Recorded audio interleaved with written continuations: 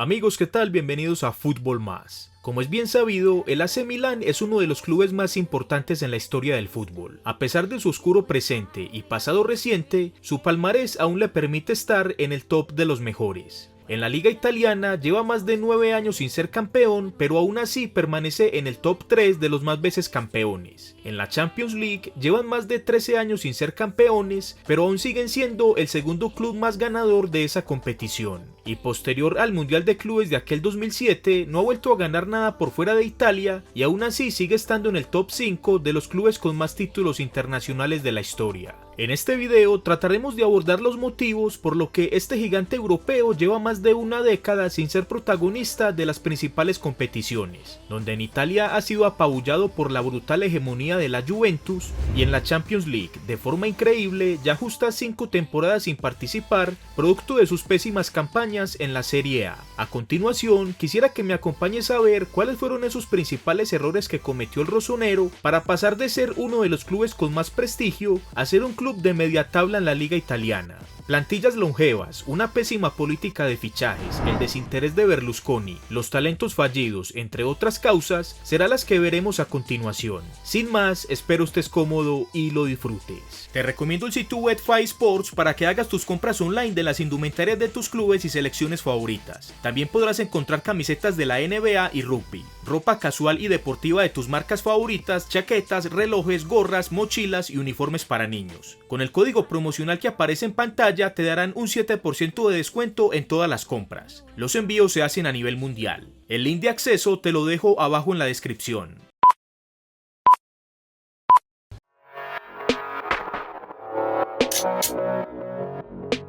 El primer motivo por el que el Milan se vino abajo fue por la no renovación a tiempo de su plantilla. La última gran temporada del rosonero, en la que cosechó sus últimos éxitos importantes, fue en la 2006-2007.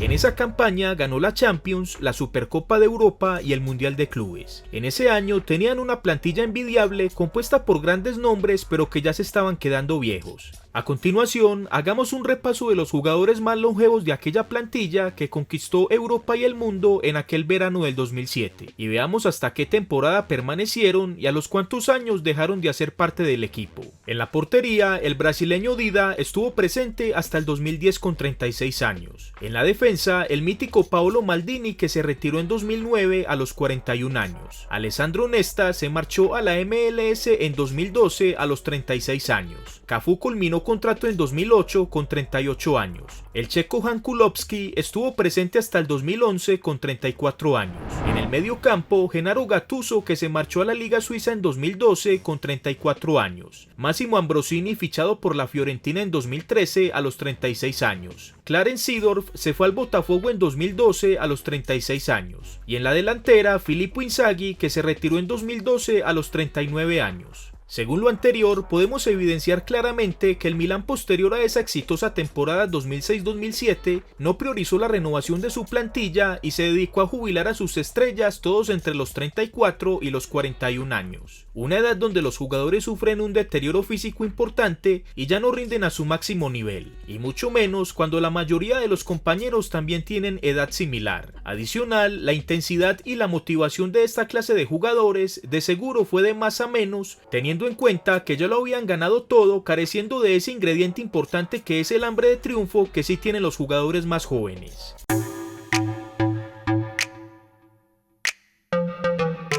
El segundo motivo importante y relacionado al primero fue su mala política de fichajes. El Milan no solo se conformaba con mantener jugadores longevos que ya lo habían ganado todo, sino también que los contrataba. En la temporada 2008-2009 fichó 4 jugadores que claramente nos ilustra dicha situación. En enero del 2009 trajo a préstamo a coste cero a David Beckham. El inglés en aquel entonces ya tenía 33 años y llevaba año y medio en la MLS. En verano del 2009 regresó a Los Ángeles Galaxy y nuevamente el rosonero lo recibió en enero del 2010 para jugar otros 6 meses ya con 34 años. En verano del 2008, también en calidad de préstamo a coste cero, trajo de regreso al delantero ucraniano Andriy Shevchenko, en aquel momento ya de 32 años. Y el tercer caso similar fue el fichaje a coste cero de Kaká para su segunda etapa en el club. En ese pasado reciente había sido el mejor jugador del equipo, siendo incluso Balón de Oro en 2007, pero en aquel 2013 ya era un jugador de 31 años afectado por las lesiones y su paso fracasado por el Real Madrid, que lo convirtieron en la sombra de ese gran jugador que llegó a ser. Estos tres jugadores obviamente ya gozaban de un alto prestigio, pero en aquellas temporadas ya tenían más pasado que presente y el retiro ya les hacía guiños. Sin embargo, al menos en estos casos, el rosonero no gastó dinero para ficharles, pero en los dos casos que veremos a continuación se incurrió en gastos importantes.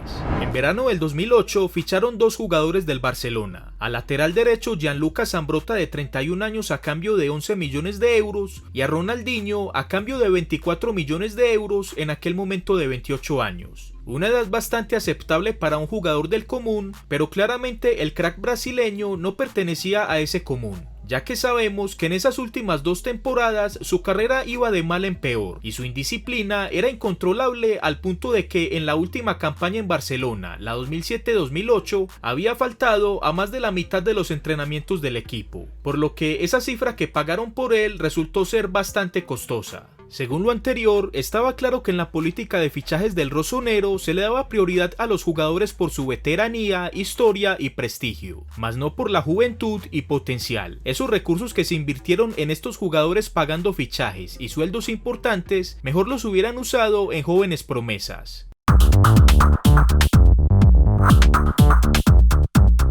Contrario a lo que muchos pueden pensar, el Milan ha contado con un presupuesto bastante respetable en los últimos años, que por supuesto no ha correspondido con su nivel en las competiciones nacionales e internacionales. A continuación, veamos los gastos en fichajes que ha tenido el rosonero desde la temporada 2007-2008 hasta la presente 2019-2020. A nivel nacional, el Milan ha sido el tercer club que más ha gastado en fichajes, con un total de 965 millones de euros, solo superado por el Inter de Milán en 145 millones y la Juventus por 545 millones. Si bien es considerable la ventaja que le lleva a la Juventus, que explica la hegemonía de los últimos años del club de Turín en la Serie A, no pasa igual por ejemplo con el Inter, que solo es de 145 millones en 13 años.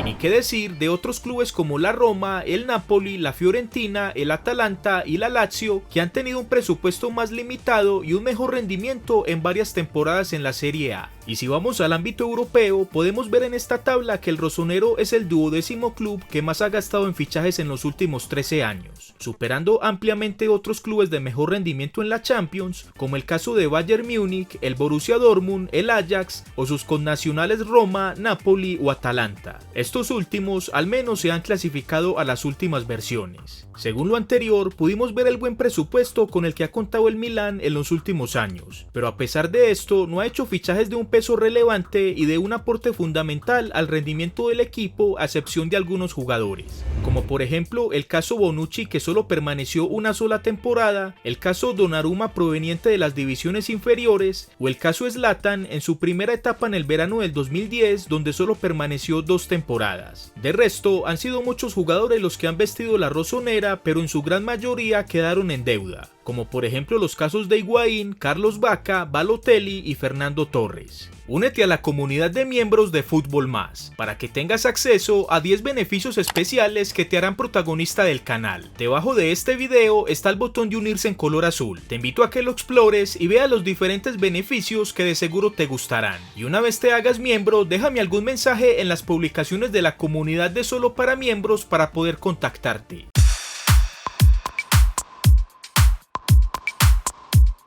El último entrenador que duró más tiempo en el rosonero fue Carlo Ancelotti. Su llegada se dio en 2001 y su salida fue en 2009, es decir que permaneció 8 años al frente del club, tiempo en el que conquistó 9 títulos, 2 ligas, una supercopa italiana, 2 Champions, 2 supercopas de Europa y 2 mundiales de clubes. En adelante, en los 11 años que han pasado desde ese momento, el Milan ha tenido 11 entrenadores, prueba de la mala gestión deportiva del club. al contratar técnicos que no dieron la talla y al no apoyarlos lo suficiente, optando por despedirlos al no conseguir resultados mediáticos. La única excepción fue la de Massimiliano Allegri, que permaneció 4 temporadas, del 2010 al 2014, ganando la Liga y una Supercopa italiana, pero debido en gran parte al poco respaldo financiero, la última campaña de Allegri fue desastrosa y también fue despedido, aunque el mismo entrenador ya había anunciado su dimisión una vez concluyera esa temporada.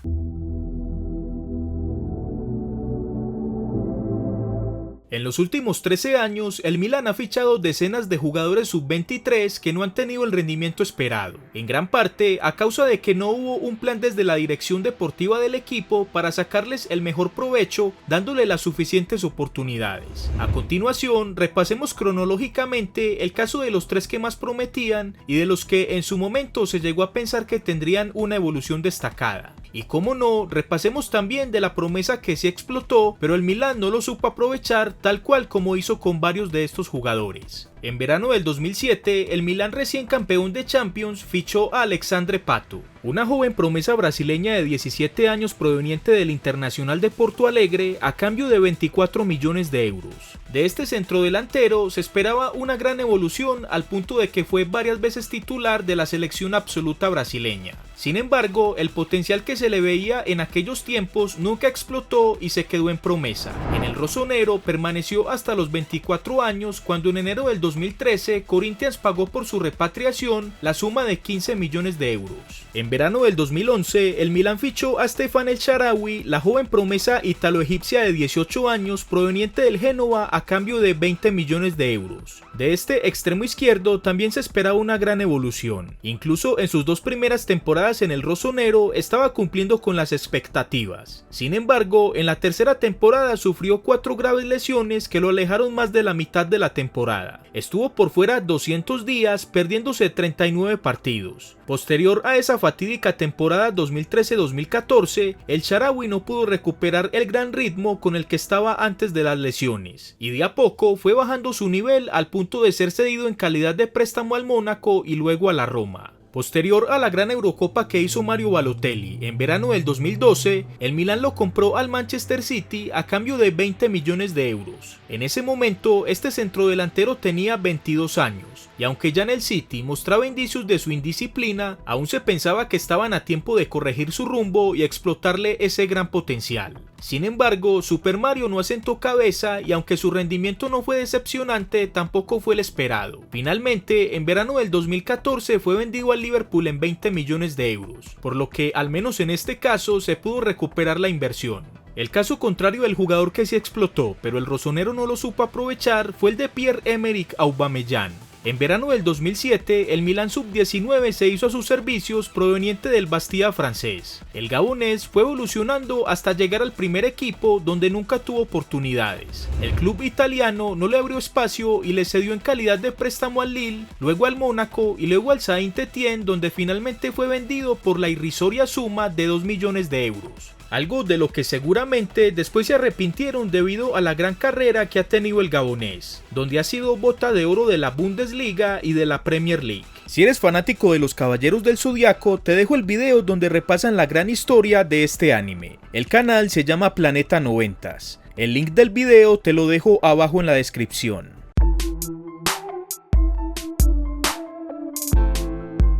Por supuesto, no podíamos dejar por fuera en la ecuación del declive del Milan a quien fue su máximo accionista en 10 de los 13 años que estamos analizando, el italiano Silvio Berlusconi. No cabe duda que la mejor época del rosonero fue durante su mandato. En el tiempo que fue el dueño del club, se consolidaron en Italia y Europa, ganando entre otros tantos títulos 8 ligas italianas y 5 Champions League. Sin embargo, posterior a esa exitosa temporada 2006-2007, el interés de Berlusconi por invertir en el equipo bajó considerablemente. El Milan ya no fichaba a los campeones de los mejores conjuntos como ocurría en el pasado, y en caso contrario se prefirió fichar e intercambiar jugadores de clubes clubes inferiores en presupuesto, como el caso del Génova, club con el que alcanzaron a negociar 33 jugadores entre compras y ventas y también préstamos.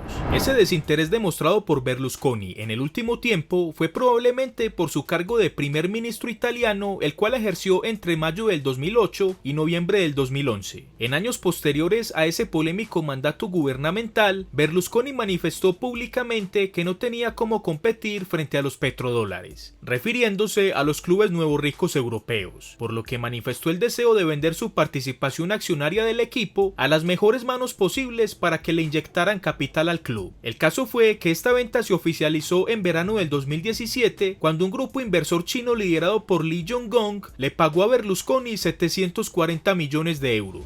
Una operación que alcanzó a ilusionar el hincha rosonero, que de inmediato vio como el club por primera vez en su historia se gastaba 195 millones de euros en fichajes, ilusión que solo duró una temporada, ya que al siguiente año se descubrió la desastrosa situación económica del nuevo presidente del club, Lee Jong-gong, que tuvo que dejar el equipo en manos del fondo de inversión estadounidense Elliott, quien a su vez le había hecho el préstamo para poder adquirir el club un año atrás. Según lo anterior, fue claro que la operación realizada por Berlusconi fue centrada en el tema del beneficio personal financiero y no del bien común deportivo del equipo. Inicialmente, el dirigente italiano le prometió a la hinchada que en lo posible sería una operación muy beneficiosa para el club, pero finalmente resultó siendo solo buena para su propio bolsillo. En el acertijo del video pasado, la respuesta correcta era Zinedine Zidane. Hoy tendremos una nueva manera de descubrir al jugador. A continuación, veremos los clubes por donde este jugador incógnito ya retirado hizo toda su carrera.